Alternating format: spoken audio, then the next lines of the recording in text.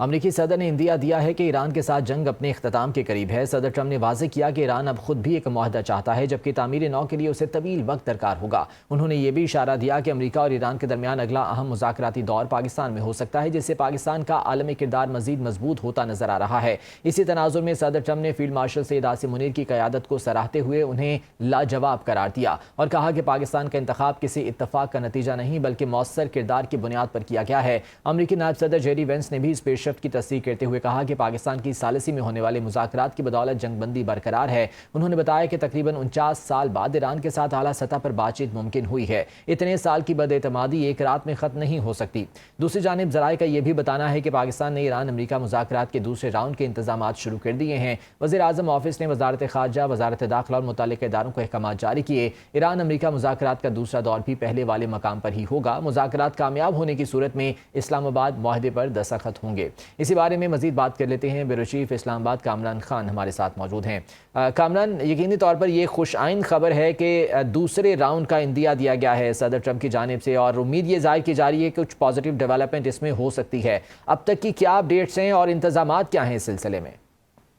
جی بالکل، دیکھیے نہ صرف یہ کہ یہ اشارے ملے ہیں، یہ باقاعدہ طور پہ واضح طور پر یہ کہا گیا ہے کہ جو مذاکرات کا اگلا راؤنڈ ہے وہ اسی مقام پر ہوگا جہاں پہلا راؤنڈ ہوا تھا، یعنی کہ اسلام آباد میں ہوگا۔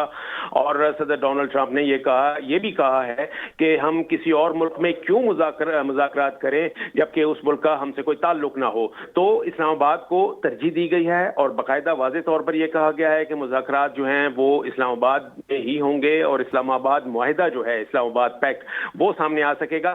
اور خاص طور پر یہ بھی کہا گیا ہے کہ جو اس حوالے سے جو پاکستان کی جو کوششیں ہیں، پاکستان کی جو سفارتی کوششیں ہیں بحیثیت میزبان، بحیثیت سہولت کار، اس کی تعریف کی گئی ہے۔ اور فیلڈ مارشل سید عاصم منیر کا باقاعدہ نام لے کر یہ کہا گیا ہے کہ وہ ایک شاندار آدمی ہیں اور ان کی جو کوششیں ہیں وہ بہت جو ہیں وہ اپریشیٹو ہیں، اور اس میں یہ بھی کہا گیا ہے کہ وہ بہت اچھا کام کر رہے ہیں۔ یعنی یہ وجہ بتائی گئی جب ڈونلڈ ٹرمپ سے سوال پوچھا گیا کہ جی وائی اسلام آباد، کیوں اسلام آباد آپ دوبارہ جائیں گے، تو ایسی صورت میں جواب یہ ملا تھا کہ جو فیلڈ مارشل سید عاصم منیر ہیں وہ بہت شاندار انسان ہیں اور وہ اپنا کام بہت اچھے طریقے سے کر رہے ہیں۔ تو یہ ایک یعنی کہ عالمی سطح پر پذیرائی ہے پاکستان کی، اسلام آباد کی اور پاکستانی حکمرانوں کی کہ ان کی جو سفارتی کوششیں ہیں امن کے لیے، مذاکرات کے لیے جو بھی جد و جہد کی جا رہی ہے، اس حوالے سے اس کو عالمی سطح پر تسلیم کیا جا رہا ہے، اس کو مانا جا رہا ہے۔